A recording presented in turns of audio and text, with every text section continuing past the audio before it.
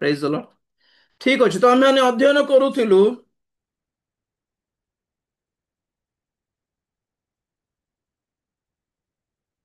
କି ତାହାଙ୍କ ସଙ୍ଗରେ ତାହାଙ୍କ ସହିତ ଯେଉଁମାନେ ଥିବେ ସେମାନେ ଆହୁତ ମନୋନୀତ ଆଉ ବିଶ୍ୱସ୍ତ। ତ ବର୍ତ୍ତମାନ ମନୋନୀତ ବିଷୟରେ ମାନେ ଅଧ୍ୟୟନ କରୁଛୁ। ମନୋନୀତ ଲୋକମାନଙ୍କୁ କେମିତି ଚିହ୍ନିବାର?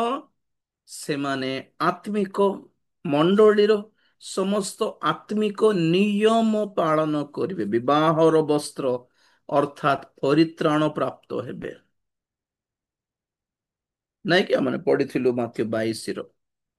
ଅନେକ ଆହୁତ ଖ୍ରୀଷ୍ଟିଆନ ମାନେ ବହୁତ ଅଛନ୍ତି ମଣ୍ଡଳୀ ମାନଙ୍କ ଠାରେ। ଦେଖନ୍ତୁ, ସଭା ମାନଙ୍କ ଠାରେ ଦେଖନ୍ତୁ, ୱାରେ କି ଗହଳି। କୋଉଠି ଥିଲେ ଖ୍ରୀଷ୍ଟିଆନ ମାନେ? ଖୁସି ଲାଗେ ଗୋଟେ ପଟେ କି ୱାଓ, ଏତେ ଜଣ ଅଛନ୍ତି ପ୍ରଭୁଙ୍କର ଲୋକ। ମାନେ ଭାବୁଥିବୁ, କିନ୍ତୁ ସମସ୍ତେ ପ୍ରଭୁଙ୍କର ଲୋକ ନୁହନ୍ତି। ନାଇଁ, ସମସ୍ତେ ପ୍ରଭୁଙ୍କର ଲୋକ ନଥିବେ। ପ୍ରଭୁଙ୍କର 12 ଜଣ ଶିଷ୍ୟ ମାନଙ୍କ ଭିତରେ ସେ କଣ କହିଲେ? ମୁଁ 12 ଜଣକୁ ମନୋନୀତ କରିଛି, କିନ୍ତୁ ତୁମ୍ଭମାନଙ୍କ ମଧ୍ୟରେ ଜଣେ ଶୈତାନ। ବାପରେ, ପ୍ରଭୁଙ୍କର ଟିମରେ ବି ଥିଲା ସେ। ନାଇଁ କି? ଯୋହନ 6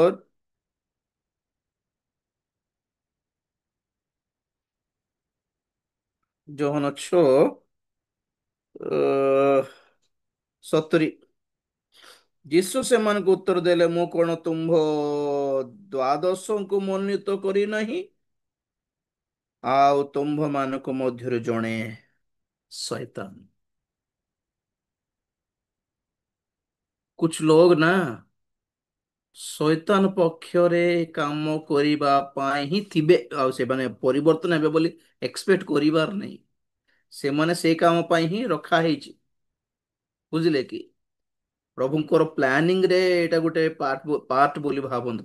ପ୍ରଭୁଙ୍କର ପ୍ଲାନିଂ ରେ ହିଁ ଏଇଟା ଗୋଟେ ଭାଗ। ଏମାନେ ପରିବର୍ତ୍ତନ ହେବେ, ଆମେ ଜୋରରେ ପ୍ରାର୍ଥନା କରିବା, ଆମେ ବାକ୍ୟ ଶୁଣାଇବା, ଏମିତି ହେବାର ନାହିଁ। ଛାଡିଦେବାର, ଜାଣିଦେବାର, ବୁଝିନେବାର। Okay, right. ହୁଁ। ଆଉ ଗୋଟେ ପଦ ଯୋହନ 13 13 ହଁ ୟେସ୍ 10 ଠିକ ଅଛି। ତେଲୁଗୁରୁ ଦେଖୁ ଜଣା ପଡିବନି। ଯୀଶୁ ତାଙ୍କୁ କହିଲେ, ଯେ ସ୍ନାନ କରିଅଛି ତାହାର ପାପ ଧୋଇବା ବିନା, ସରି, ତାର ପାଦ ଧୋଇବା ବିନା ଆଉ କିଛି ପ୍ରୟୋଜନ ନାହିଁ। ସେ ପ୍ରକୃତରେ ଶୁଚି। ତୁମ୍ଭେମାନେ ଶୁଚି ଅଟ, କିନ୍ତୁ ସମସ୍ତେ ନୁହଁ। ଏଇଟା କି ଫିଟିଂ?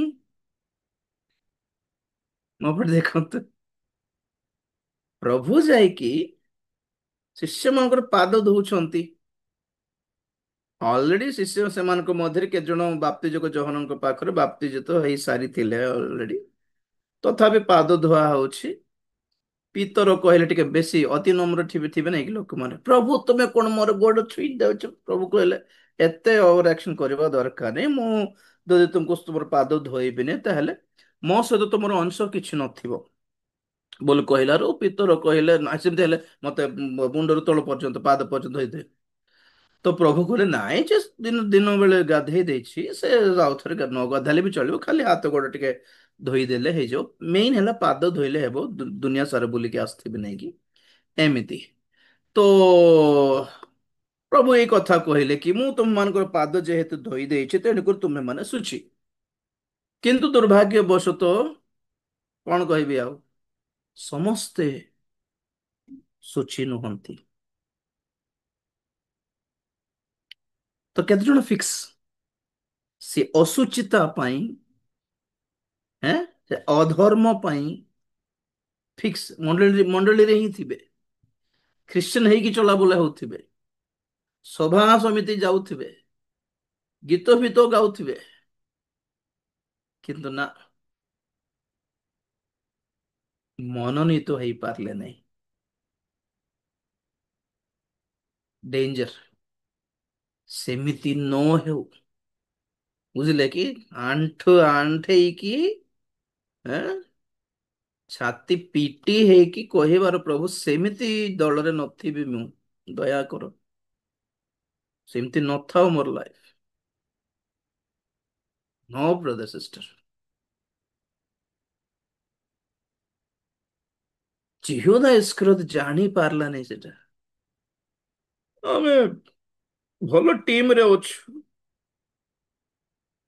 ଭଲ ଟିମରେ ଥିଲେ କଣ ଭଲ ହେଲା, ମନ ସିନା ଟିକେ ଭଲ ହେବାର ଥିଲା। ଆମେ ଗୋଟେ ବଡ ପ୍ରଭୁଙ୍କ ଦାସଙ୍କ ପାଖରେ ଅଛୁ, ଡାଇରେକ୍ଟ ପ୍ରଭୁଙ୍କ ପାଖରେ ଅଛୁ। Very good. ଲିଡରशिପ ଚଏସ୍ ବି ଠିକ ଅଛି, କିନ୍ତୁ ବୁଦ୍ଧିଟା ଠିକ ନାହିଁ। ପ୍ରେରିତ ମାନଙ୍କ ସହିତ ଥିଲା, ଟିମ୍ ଠିକ ଅଛି, ସହଭାଗିତା ଠିକ ଅଛି, ବୁଦ୍ଧି ଠିକ ନାହିଁ। ପ୍ରଭୋଜ ଭଲ ଜାଗାରେ ପ୍ରଭୋଜ ନେଲା, ତଥାପି ଭୂତ ଧରିଲା ତ ଆଉ କାହିଁକି? ବୁଦ୍ଧି ଠିକ ନାହିଁ। ପାଦ ଧୋଇଲେ ପ୍ରଭୁ, ତାର ପାଦ ବି ଧୋଇଥିଲେ। ପ୍ରଭୁ ମନା କଲେ ଧୋଇଲେ। ଭଲ ଲୋକଙ୍କ ପାଖରେ ବାପ୍ତିସ୍ମ ନେଲେ ବି କେତେ ଜଣ ଭଲ ହେଇ ପାରୁନାହାନ୍ତି। ବୁଦ୍ଧି ଠିକ ନାହିଁ। ସେଥିପାଇଁ ମୁଁ କହେ, ଯଦି ଆପଣଙ୍କର ବୁଦ୍ଧି ଯଦି ଠିକ ନାହିଁ, ତ କାହା ପାଖରେ ବାପ୍ତିସ୍ମ ନେଲେ କଣ ବଡ କଥା ହେଇଗଲା?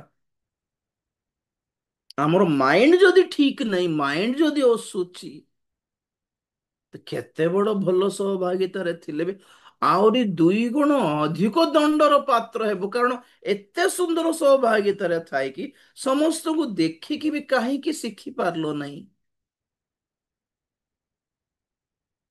ଭଲ ଜାଗାରେ ଥାଇକି ବି ମନ୍ଦ ହେଇକି ଥିବେ କେତେ ଲୋକ, କାହିଁକି? ନାଇଁ ହାଲାତ ଦେଖିକି ଆମ ଚାରିଆଡେ ଲୋକ ଟିକେ ଭଲ ନୁହନ୍ତି ଆଜ୍ଞା, ତେଣୁକରି ଆମେ ବି ସେମାନଙ୍କ ମଧ୍ୟରେ ଥିଲାରୁ ଆମ ବି ଖରାପ ହେଇଗଲୁ, ନଷ୍ଟ ହେଇଗଲୁ ବୋଲେ ସେ ଠିକ ଅଛି, ନ୍ୟାଯ୍ୟ ଅଛି ବୋଲନ୍ତୁ ସେଠି। क्योंकि उनका माहौल, उनका हालात ठीक नहीं था, ତେଣୁକରି ସେମାନେ ବି ଠିକ ହେଇ ପାରିଲେନି। ମୁଁ ଓକେ, ଭଲ ଜାଗାରେ ଥାଇକି ଉତ୍ତମ ବଗିଚାରେ ରୋପିତ ହେଇକି ବି କାହିଁକି ତୁମର ଫଳ ପିତା ହେଇଗଲା? What was the reason actually? ନାଇଁ କି ତମେ ଦେଖୁଥିଲ ସେଠି ବାକ୍ୟରୁ ଯାଇକି ଆମେ ଦେଖିଲେ ଭଲ ଥିବ। ଯୋହନ 15ରୁ 16 ପାଖରେ ଥିଲୁ ଆମେ ମାନେ। ଯୋହନ 15:16 ଆଲଫା ପଡିବ। Praise the Lord, sir. Praise Lord.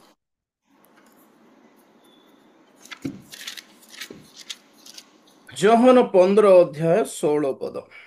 ତୁମ୍ଭେମାନେ ମୋତେ ମନୋନୀତ କରିନାହ, କିନ୍ତୁ ମୁଁ ତୁମ୍ଭମାନଙ୍କୁ ମନୋନୀତ କରିଅଛି। ଆଉ ତୁମ୍ଭେମାନେ ଯେପରି ଯାଇ ଫଳ ଉତ୍ପନ୍ନ କର ଓ ତୁମ୍ଭମାନଙ୍କର ଫଳ ସ୍ଥାୟୀ ହୁଏ, ଏଥିନିମନ୍ତେ ତୁମ୍ଭମାନଙ୍କୁ ନିଯୁକ୍ତ କରିଅଛି। ବାସ୍ ସେଥିରେ ବାସ୍ ତୁମ୍ଭେ ବାସ୍ ବାସ୍ ଠିକ ଅଛି। ସେ ତା ତଳର ପ୍ରତିଜ୍ଞା, ବ୍ଲେସିଂ ପ୍ରତିଜ୍ଞା କଣ ମାନେ, ସେଥିରେ ତୁମ୍ଭେମାନେ ମୋ ନାମରେ ପିତାଙ୍କୁ ଯାହା କିଛି ମାଗିବ ତାହା ତୁମ୍ଭମାନଙ୍କୁ ଦିଆଯିବ। ମୋ ପଟେ ଦେଖନ୍ତୁ, ମୁଁ କହେ ପ୍ରତ୍ୟେକ ଆଶୀର୍ବାଦର ଆଉ ପ୍ରଭୁଙ୍କର ପ୍ରତ୍ୟେକ ପ୍ରତିଜ୍ଞାର ଗୋଟେ ସର୍ତ୍ତ ଥାଏ ବୋଲି କହେ, କଣ୍ଡିସନ୍ସ ଆପ୍ଲାଏ। କଣ୍ଡିସନ ଥିବ, ବିତଆଉଟ ଫ୍ରିରେ ମିଳେ ନାହିଁ ଆଜ୍ଞା। ଦିସ୍ ଇଜ ନଟ୍ ମାଗଣା। ମାଗିଲେ ଦିଆଯିବ, ମାଗିଲେ ଦିଆଯିବ, କେବେ ମାଗିଲେ ଦିଆଯିବ, କେ ମାଗିଲେ ଦିଆଯିବ ତା ପଡିବାର। ସମସ୍ତେ ମାଗିଲେ ଦେବେନି। ପ୍ରଭୁ ତୁମେ ଦେବ ବୋଲି କହିଲା, ଦେଇଦିଅ। ହଁ କି? ମୋ ନାମରେ ପିତାଙ୍କୁ ଯାହା କିଛି ମାଗିବ ତାହା ସେ ତାହା ତୁମମାନଙ୍କୁ ଦେବେ। କାହାକୁ? ଯେ ମନୋନୀତ ହେଇଛି, ଯେ ଫଳ ଉତ୍ପନ୍ନ କରୁଛି, ଯାହାର ଫଳ ସ୍ଥିର ରହୁଛି। This is the condition, then you ask. ମନୋନୀତ ଲୋକମାନେ ମାଗିଲେ ଦିଆଯିବ, ଫଳିବା ଲୋକମାନେ ମାଗିଲେ ଦିଆଯିବ। ଆପଣ ଫଳ ଯତ୍ନ ଭାବରେ ସମ୍ଭାଳୁଥିବା ଲୋକମାନେ ମାଗିଲେ ଦିଆଯିବ ଆଜ୍ଞା। Praise Lord. ତ ଆମେ ଦେଖୁଥିଲୁ ମନୋନୀତ ଲୋକମାନଙ୍କୁ କେମିତି ଚିହ୍ନିବାର, ମାନେ ସେମାନେ ଫଳବନ୍ତ ହେବେ।